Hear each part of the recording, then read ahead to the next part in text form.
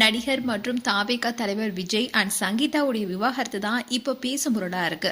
அதுவும் விஜயுடைய மனைவி சங்கீதா அவங்களுடைய விவாகரத்து மனுவில் நடிகையுடனான திருமணத்தை மீறிய உறவு காரணமாக தான் விவாகரத்து கோரி வழக்கு தொடர்ந்துள்ளதா அதுல குறிப்பிட்டிருக்காங்க.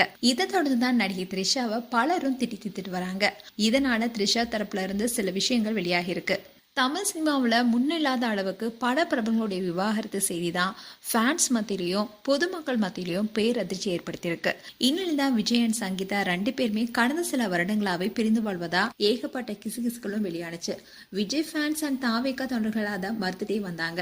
இதை தொடர்ந்து சங்கீதா விஜய் விவாகரத்து வழக்கு தொடர்ந்துள்ள தகவல் தான் பெரிய அதிர்ச்சி ஏற்படுத்தியிருக்கு.